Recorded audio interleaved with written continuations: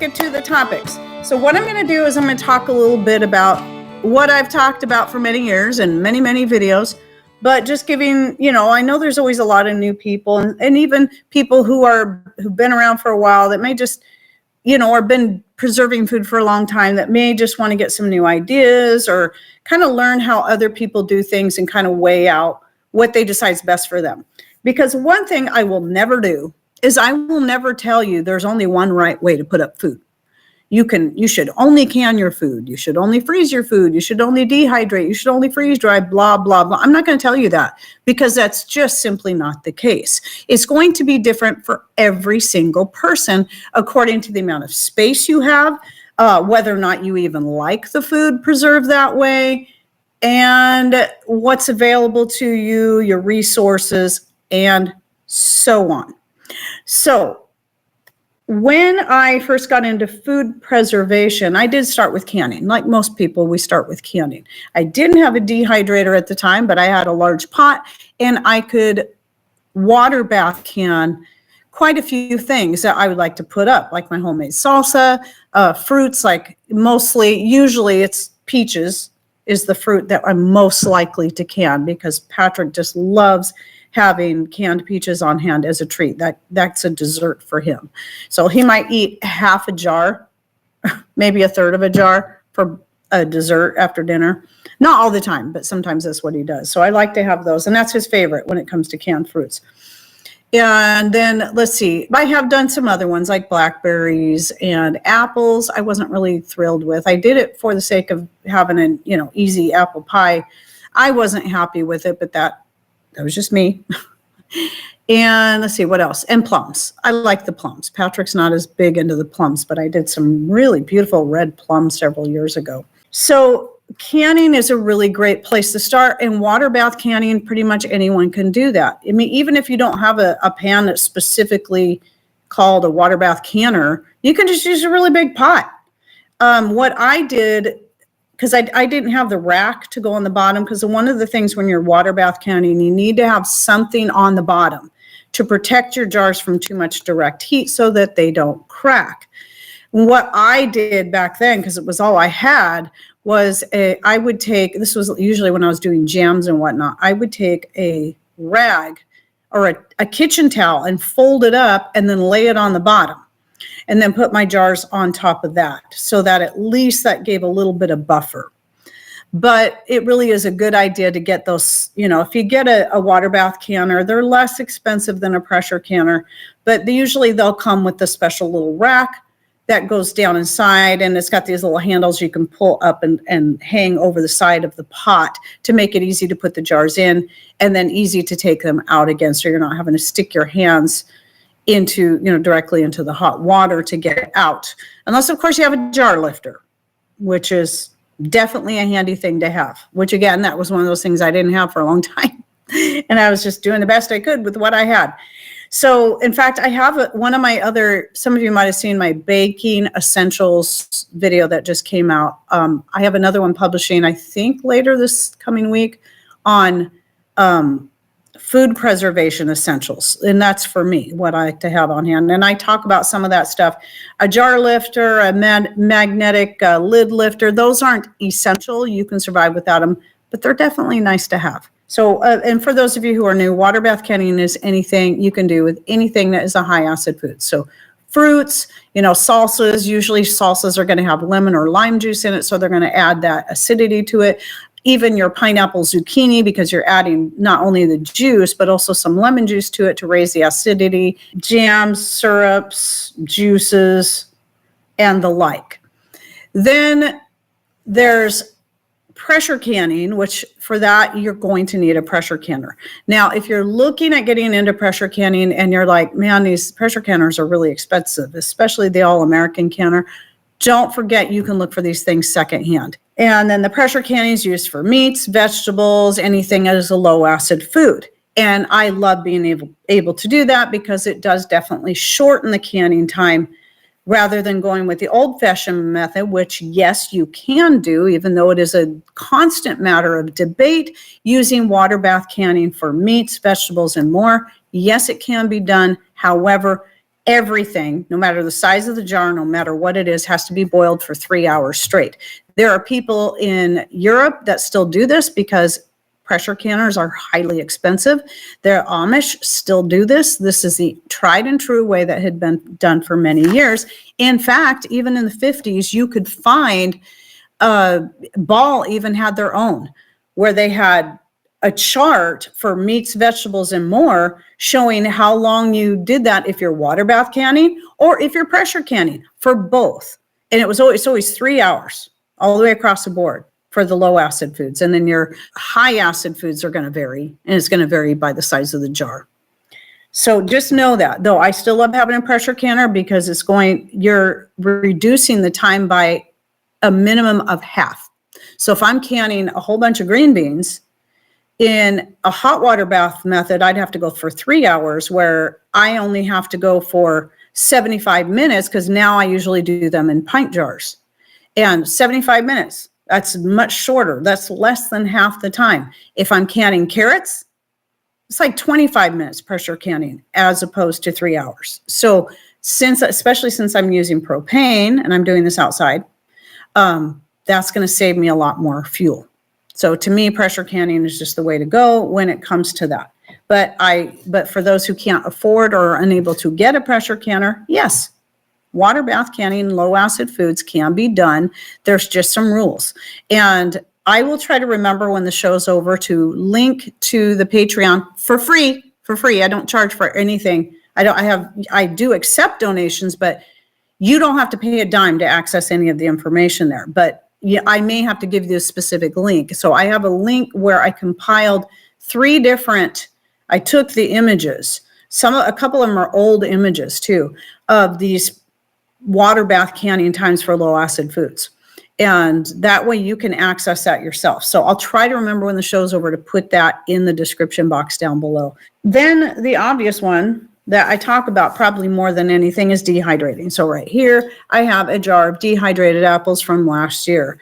And my apples might look a little bit brownish. Let's get that up here in front of the camera. That's because I don't bother putting anything on them to prevent them from oxidizing. I just try to work quickly, but you can prevent that by putting a little bit of juice on it. I think some people say soaking them in salt water. I think I've heard that can help oxidation. I just don't bother because most everything I'm going to use the dried apples in, it's just not going to matter. But I love being able to dehydrate apples. I have tons of them put up. You can make pies with them. You can snack on them. You can, if your apples are low enough in sugar, you can powder them. If they're really, really flexible, you might not be able to powder them, but if you can snap them, you can powder them up, and you can those can be easily added to oatmeals and pancakes and muffins and breads. And you can even add water and cook it a little bit and turn it into applesauce, just like that. Have a real quick, easy applesauce where you don't have to have a whole bunch of jars of applesauce put up, or even apple butter if you want. But yeah, you can make all kinds of desserts. I even make one, and I did a video on this years ago, where you just take the apple slices, cook them in a little bit of juice or just water, add your, cinnamon, sugar, whatever you want, just get them nice and soft, and they make a great topping to put on pancakes or waffles. And then you can make your homemade whipped cream and put that on top too. It's pretty dang good, especially this time of year. But yeah, the other day I made pancakes, apple spice pancakes, using my apple powder. And then I made, yesterday for Patrick, I made him some apple spice oatmeal. Oh, I didn't use the dehydrated apples now. I decided to use some fresh apples because we're trying to use the apples as they're coming in. But I've done that with the apple powder before. The reason I use dehydrating more, and I've switched some things that I normally used to can over to dehydrating, is because the amount of space it saves in my pantry is pretty large. For some things, not as much. Like dehydrated meats don't save as much space, or dehydrated cooked beans don't save as much space as like zucchini or what else? Anything squash, pumpkin, zucchini. Once you dehydrate that stuff and you powder it down, or even like with the zucchini, I'll do both. I'll have some powdered to add to breads and whatnot. And then most of it's just cut up in little chunks. I just dice it up, dehydrate it, And I can fit so many good sized zucchinis, like this size zucchinis. I think I can fit, if I remember correctly, 4 that size into a quart jar when they're diced. But if it's powdered, I can fit 8. That's a lot of space. That is a lot of space. Same thing goes with the pumpkins. And now pumpkin powder, that's the only way I preserve pumpkin, is I cook it up, scoop it out of the shell, spread it on my trays, dehydrate it until I can, do this with it and it just breaks up. Then I powder it and then I store it in jars and it's great. It's great. I can do the same thing with pumpkin powder like I can with the apple powder. I can add it to pancakes and breads and cookies, like the iced pumpkin cookies, and to the icing that goes on the iced pumpkin cookies, or make a pumpkin bread. Or even if I'm just in the mood for one of those, I can make my own pumpkin spice latte by putting in the powdered pumpkin, some organic half and half, and whatever spices I want to throw in there to my coffee. I just make it real simple. It is so delicious. Oh, and maybe either a little bit of maple syrup or my homemade spruce tip syrup. So there's so much you can do with a lot of these dehydrated goods. Now, there's some things I don't prefer dehydrated as much. Like this last year, I decided to dehydrate up all of the green beans I harvested. And I kind of wish I wouldn't have. Now, I like dehydrated green beans when I'm putting them into soups or anything I might be cooking for a day or two. That I don't mind, but I've tried several different ways of using them, like rehydrating them and using them as a side dish.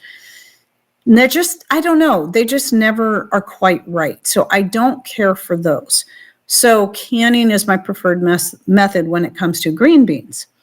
But when it comes to cooked beans or chili, I'll still can some for real simple ease of use, especially like a can of chili that I can send with Patrick when he's on a long road trip. I can send him a jar of that chili, and if he absolutely has to, he can just eat it right out of the jar with a spoon. But I can also dehydrate chili and have it take up a little bit less room. And I don't have to make so much chili at a time that I'm getting enough to fill up my whole canner. I can just make however much I want, and then whatever's left over, I can dehydrate, vacuum seal in a jar, meat and all. Yes, of course. And as long as it's vacuum sealed, that stuff's going to stay just as good as it was the day you put it in there, years down the road. So I really like dehydrating. Now, I'll have a lot of things. I'll do both. Like carrots, I like to have canned carrots. I like to have dehydrated carrots. I still like to have some dehydrated beans, but mostly canned green beans. But some things like the pumpkin and the tomatoes, I will only dehydrate those now. And even though I used to can up tons and tons and tons of tomatoes, now I only dehydrate for the same reason. They take up less space. I don't have to use up a whole jar all at once if I don't want to or need to. I can just take a spoonful of the dried dehydrated tomatoes. And I'm not talking about tomato pieces, like you cut them up and dry them. I'll do that too. That's nice for throwing into soup, stews, and whatnot. But I'm talking about pureeing the tomatoes so that they can powder up easily. However, this is an important tip. If you haven't done this yet, if you're wanting to make a tomato powder, don't powder it. Don't powder it. As long as you puree it before you dehydrate it, it'll be fine to just flake it up and then vacuum seal it into jars. And the reason I say this is you're going to want to keep it vacuum sealed at all times. If you have to open it up and take anything out of there, you're going to immediately want to vacuum seal that powder, because if you do not, it'll turn to a brick in your jar. Yeah, so I never powder it. I just flake it up with my fingers, put it in my jars, vacuum seal it, and then I don't even have to vacuum seal every time when I'm working through a jar. I just work through it. And I don't have to vacuum seal it in between uses because it's not going to clump and harden the way the tomato powder will. So you learn these things as you go. So yeah, dehydrating all kinds of things. All of my herbs get dehydrated, except for obviously things that I'm using immediately. And then those herbs get used for making teas, making medicinal tinctures, making medicinal salves, or just my skin cream. Dehydrating, my top favorite way for a lot of things, simply because of the space it saves and it does have longevity, especially if you vacuum seal. You keep it in a cool, dry, well, if it's vacuum sealed, it should stay dry anyway. Keep it in a cool place with minimal light, very, very minimal light, and it's going to last just as long as what they claim freeze-dried food lasts. So, I mean, you just have to remember with freeze-dried food, they're always going to, when they're trying to sell you a product, just like any company, they're going to really exaggerate the claims. So, but leave out certain details like which vitamins are they actually measuring when they're comparing the difference, like how much more nutritious this is than dehydrated foods. They don't usually tell you that. But I've looked into the science of this. And then the same thing goes with the very nutrients that you might save in freeze drying are going to be lost as soon as you cook that, because those are the nutrients that get lost first, like vitamin C, vitamin A, as soon as it's exposed to heat. So even though I dehydrate at very low heat, so I'm, comparatively, and that's the other thing is they're comparing a high heat dehydrating to freeze drying. So obviously you're going to lose even more nutrients doing that than if you're dehydrating at a lower heat. And again, they're only really comparing a couple of the vitamins, but you're always going to have all your minerals, all your carbs, all your fat, all your protein, whatever the food is, and all your fiber, all that stuff's going to stay. That stuff doesn't get lost through heat. But as far as the longevity, having something vacuum sealed in a jar that's been dehydrated, it's not going to shorten life any more than taking like a home freeze-dried foods and vacuum sealing them in jars. If you're going to lose nutrients by doing this over time, you're going to lose the same nutrients in the freeze-dried foods that you vacuum sealed and put up in jars. It's going to be the same because they're still going to be exposed to a certain amount of light and heat regardless. And then again, if you're going to cook them, you're going to lose those anyway. As such, I personally do not own a freeze dryer and I'm not interested, but if you have one, please do not be offended. Some people really, really like freeze-dried foods and like the ease of using them. Because I will say, when it comes to rehydrating freeze-dried foods, in a lot of cases, not all, but in a lot of cases, freeze-dried foods will rehydrate faster. So they might be the better choice for if you're taking those camping or hiking and so on. And if you like the flavor and texture of them, you might prefer that over dehydrated. So there's nothing wrong with that. If that is what suits you, then sure. But I always recommend, I was going to get to this later, but no matter what food storage preservation method you use, you should always sample it first. Sample a little bit of dehydrated stuff first. Like, you've already got your dehydrators, but you've never tried dehydrating green beans or snow peas or pumpkin or eggs or milk or whatever. Sample it. Just put a little bit. You're dehydrating other stuff. Take one of those trays and put a little bit of maybe a few different things on there, depending on what it is. And then you can sample it, just like I did with the avocado, to see how it would turn out. I was surprised to find out that little bit of avocado I put on there, dehydrated up nicely. It actually powdered nicely, but it tasted terrible. So I'm glad I only sampled a little bit. And no, it wasn't that it was a bad avocado, because I ate the rest of the avocado fresh and it was delicious. It was one of the best avocados. But once it was dehydrated, it didn't turn out very good. Well, I've heard other people say they freeze dry avocados and they turn out really, really good. So, but to me, that's not enough of a seller for me to want to invest in one of those. So we also have the fermenting. Now, I don't do personally, though I do love some fermented foods. I love my kimchi when I'm in the mood for it. And I have video even where I show making kimchi out of dehydrated cabbage, onions, and more. It can be done, and it turns out pretty good. I like both fresh and dehydrated. They have different textures to them. So it probably just depend on my mood, but I'm glad to know I can do that. But I don't typically ferment foods for a longer term storage, though you can do that. Now, the things I do ferment for long term is garlic and onions. And I've had stuff like that sitting in my fridge for years and have it still be good when I finally get to the bottom of the jars.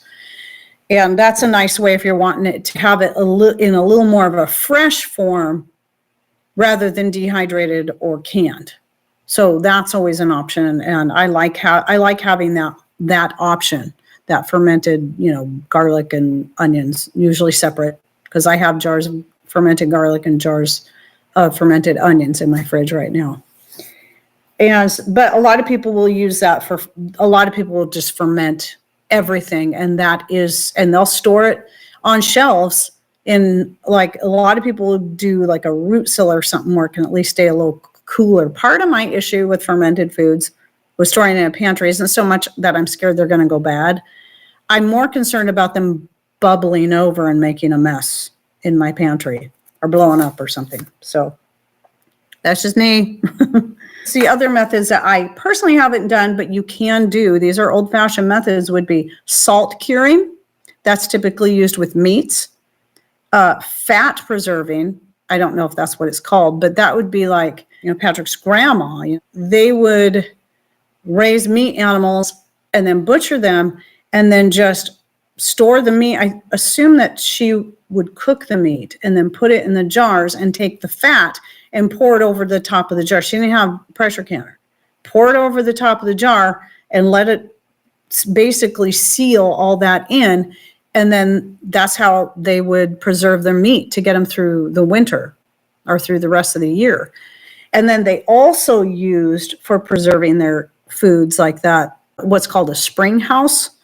I think they might have other names, where it's just like a little house built right on or next to a spring where the water can even flow through there. And the water going through there is what keeps it cold, like a refrigerator. And so that's a great way, especially if you don't have electricity or if your electricity goes out. And then the other old-fashioned method would be an ice house, having an ice house. Of course, that's not going to work in some certain places, but if you live in a place where you can go chisel out some big blocks of ice from the local pond or lake, then you can make an ice house. And then smoking. This is an old-fashioned way of putting up meats, is smoking the meats. And it's basically you're kind of cooking them, drying them, smoking them, and you're getting all of those things in there that's going to preserve that meat for a long period of time. And just remember, I know there's a lot of people say, oh, you can't dehydrate meat and store it. You can only freeze dry it, or you can only can it. That's not true. The Native Americans up in, Norway, there are different places that they have been putting up drying meats, not always smoking them, just drying them in the sun and then saving that to get them through the winter, whether it be fish or elk or buffalo or whatever it was. Dehydrating meats is like the oldest form of preserving meats, the oldest, at least that I know of. I mean, they weren't canning back then, and they most certainly didn't have electric dehydrators and freeze dryers to do all that.